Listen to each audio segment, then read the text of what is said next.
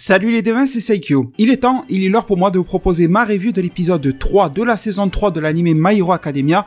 Alors cette fois-ci, encore une fois, ça devient un petit peu plus courant ces derniers jours, vous avez remarqué, ou ces dernières semaines, de vous faire des reviews un petit peu déstructurées par rapport à la chronologie de l'épisode. Disons qu'il y a certains types d'épisodes dans lesquels c'est un peu plus pratique pour moi de vous en parler comme ça, et ici c'est le cas. Parce que cet épisode qui avait pour titre Kuta, et déjà j'ai trouvé qu'il développait pas autant que promis le personnage de Kuta, et je pense que le prochain, qui ne s'appelle pas Kuta, donc l'épisode 4, et les spoilers d'ailleurs sont sur ma chaîne, avec l'attaque des super vilains Escadron Genesis, va nous parler plus de Kuta, si on s'en réfère au manga, que cet épisode numéro 3 n'a pu le faire. Et du coup, cet épisode-là, pourquoi est-ce que ça ne m'inspire pas de vous en parler de manière chronologique par rapport à chaque phase de l'anime ? Pour une simple et bonne raison. Et vous allez comprendre un petit peu mieux justement mon état d'esprit par rapport à cette période de l'anime My Hero Academia.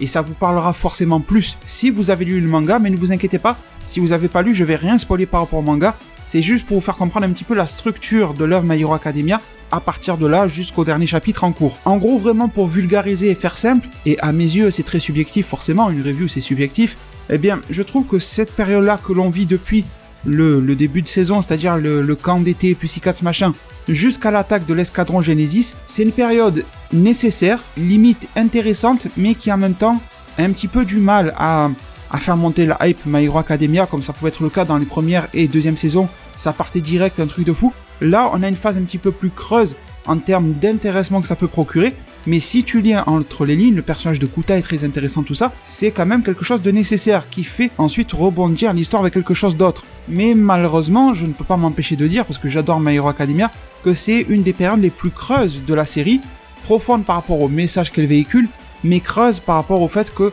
c'est pas le genre d'épisode, voilà, je vais faire clair. C'est pas le genre d'épisode que quand tu le finis, tu te dis vivement le prochain. Là oui, c'est le cas parce qu'il y a l'attaque de l'escadron Genesis, mais je veux dire, c'est pas l'entièreté de l'épisode qui fait que tu as envie de voir le prochain. Là, c'est juste les dernières secondes de l'épisode 3 qui te donnent envie de voir le 4. Tu vois, ça a été mis exprès à la fin du 3 pour te donner envie à toi, spectateur, de voir le 4. Mais si on ne mettait pas l'attaque de l'escadron Genesis dans l'épisode 3, sincèrement, tu te serais dit, bon, épisode sympa, voilà, est-ce que je serai au rendez-vous la semaine prochaine de manière très assidue, pile à l'heure de sortie ?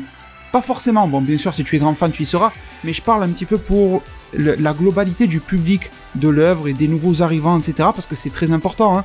Donc période de creux, mais attention, ça ne veut pas dire que cette saison est nulle, au contraire je pense que ça sera une des meilleures saisons, et pour vous donner un petit peu la structure globale que je m'en fais quand je me réfère au manga, donc première période de creux jusqu'à l'attaque de l'escadron Genesis, après on va avoir un pic, hein. Ça va se taper, vous vous en doutez bien, avec cette fameuse attaque, la Ligue des super vilains, tout ça. Mais je trouve que ça va quand même durer un petit peu trop en longueur par rapport à cette attaque et confrontation contre les super vilains. Je trouve que c'est un petit peu trop étiré déjà dans le manga, après peut-être que l'anime va le structurer différemment et un petit peu mieux. En gros, c'est une question d'équilibre, pas une question de est-ce que c'est bien fait ou pas. Je trouve que dans le manga, c'était pas forcément bien équilibré cette période du camp d'été, un peu trop longue, trop courte selon les phases qu'elle voulait nous proposer. C'était un petit peu en dents de scie. Et ensuite, après le camp d'été, ce qui va se passer si vous avez lu le manga est juste merveilleux, hein. Concernant cette saison 3, restez vraiment bien accrochés parce que ça va vraiment envoyer. Et même à l'intérieur du camp d'été, j'ai 2-3 souvenirs en tête parce que j'ai relu le manga il n'y a pas si longtemps que ça. C'est vraiment énorme, il va y avoir des trucs superbes. Dès l'épisode 4, il va se passer un truc de fou. Et dans les épisodes suivants, au niveau des autres élèves de Yue et tout ça, il va se passer de très belles choses. Mais avec quelques phases de longueur. Mais une chose aussi que je dois vous dire, c'est que normalement, encore une fois, je me répète, mais par rapport au manga, eh bien le pire, parce que franchement c'est bon, hein, les épisodes que l'on a de My Hero Academia, ils sont plaisants. Mais le pire est passé, c'est-à-dire que ces 3 premiers épisodes devraient être en théorie les moins bons de la saison 3 de My Hero Academia. À part si on nous glisse 1 ou 2 fillers de temps en temps, chose qui ne devrait probablement pas arriver. Mais là, à partir du 4, vous allez voir que ça va monter mais en flèche. Le 5 va être meilleur que le 4, le 6 et tout ça. Ça va vraiment être meilleur à chaque fois, à chaque épisode. Donc ça va vraiment aller dans le bon sens du terme. Et donc cet épisode-là, le numéro 3, remplissait vraiment sa fonction. Un épisode qui servait un petit peu de rampe de lancement. C'est un petit peu quand les gens vont voir une fusée, tu regardes plus la fusée que la rampe de lancement. Mais sans la rampe de lancement, la fusée elle part pas. Et bien voilà, cet épisode 3, c'est la rampe de lancement qui va permettre au reste des épisodes qui sont un petit peu la fusée, parce que ça va pas arrêter de s'améliorer, donc de grimper en altitude.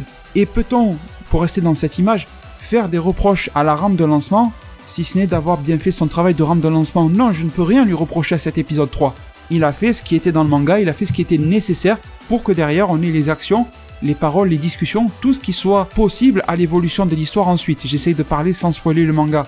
Je vous avais dit dans mes différentes vidéos de spoil pour cet épisode 3 de pas vous attendre à un entraînement hyper hypant comme ça pourrait l'être, je sais pas moi, dans Dragon Ball, dans Naruto, je sais pas moi, peu importe, dans One Piece. Là c'est vraiment un entraînement cool, hein, parce que quand tu vois comme ils maltraitent leurs haltères, un petit peu comme des muscles pour casser les fibres musculaires et les reconstruire, tout ça, bon c'est cool, mais c'est pas prenant comme entraînement. Tu les vois chacun avec des petits plans séparés pendant 2-3 secondes, t'as pas le temps de t'attacher à l'entraînement d'un personnage ou de l'autre. Tu comprends qu'ils sont tous soumis à rude épreuve, que ce camp d'été c'est pas forcément de la rigolade.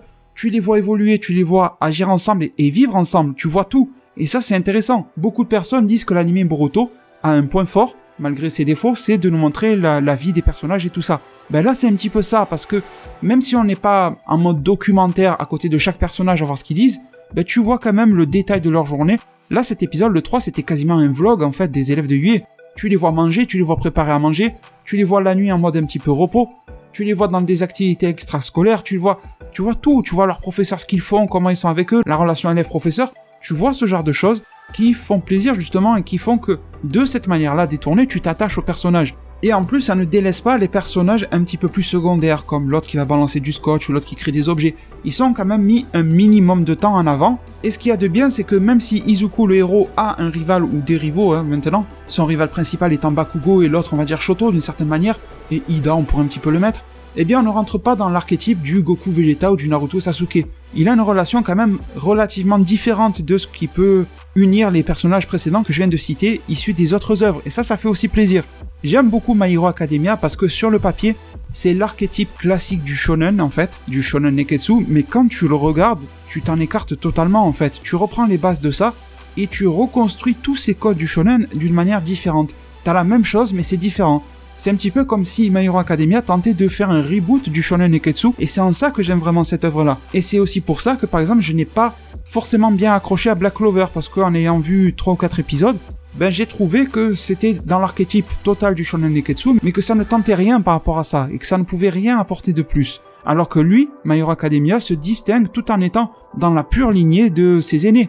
Donc petit point noir pour cet épisode-là, mais en même temps je ne peux pas le lui reprocher parce qu'il a été fidèle au manga, il a rien enlevé, c'est la relation Kuta-Izuku. Je m'attendais à ce que cet épisode qui s'appelle Kuta développe un petit peu plus ce personnage de Kota ou Kuta, c'est un peu pareil. Alors vous avez bien compris la psychologie du personnage, il réfute pas que les super-héros, mais les super-pouvoirs globalement en fait. Vous avez bien remarqué qu'il y a une marque dans le mur.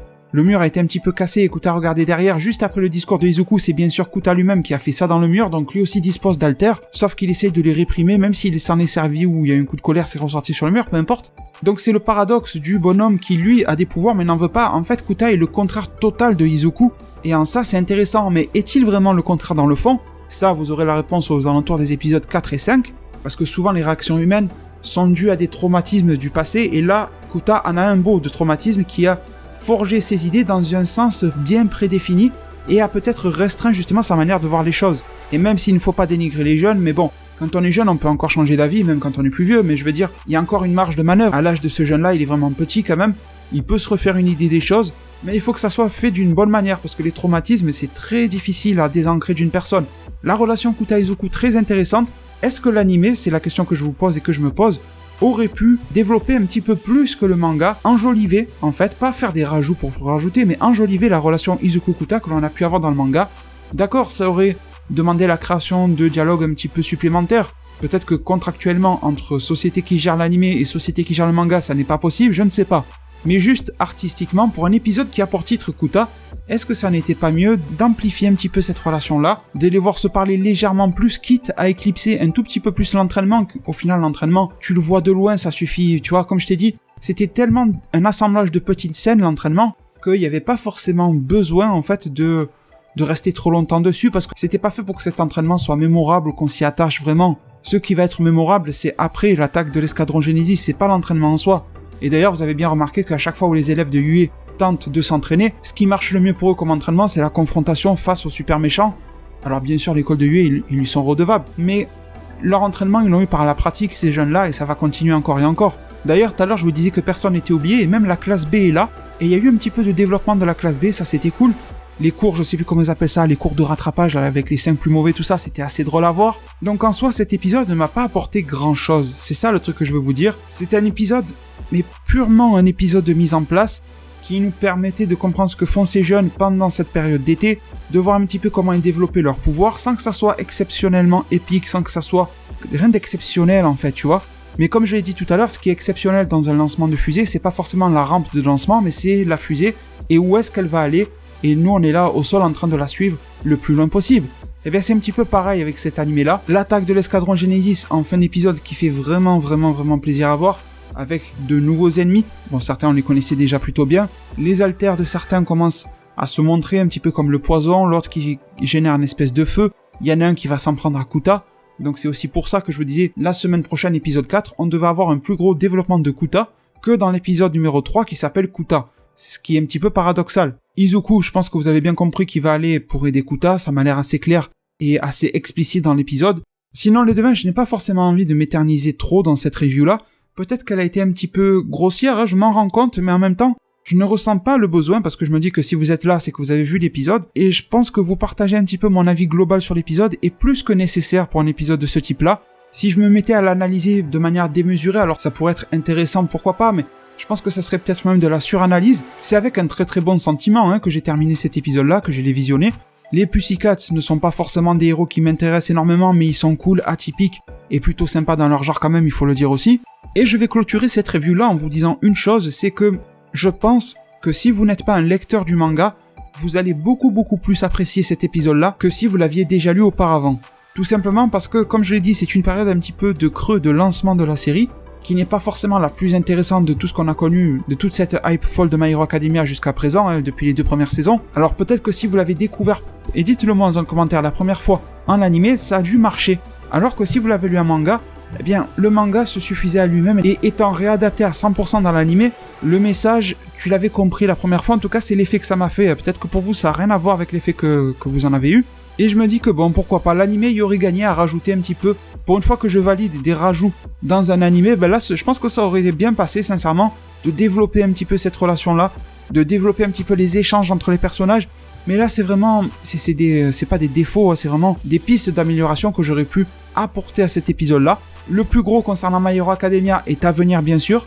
Je pense vous avoir tout dit dans la globalité concernant cet épisode. Je n'ai pas détaillé l'histoire parce que ça ne me semblait pas nécessaire. Bien sûr, une fois que la fusée, comme je le dis, aura décollé, on se parlera beaucoup plus en détail de ces épisodes-là. Dites-moi en zone commentaire, un petit peu votre ressenti, surtout en me précisant si vous êtes lecteur du manga ou pas My Hero Academia. Et comme ça, je pourrais comparer un petit peu si vous avez la même vision du truc que moi. Je pense que les personnes qui ne regardent que l'animé vont avoir un avis différent et peut-être plus positif par rapport à cet épisode-là.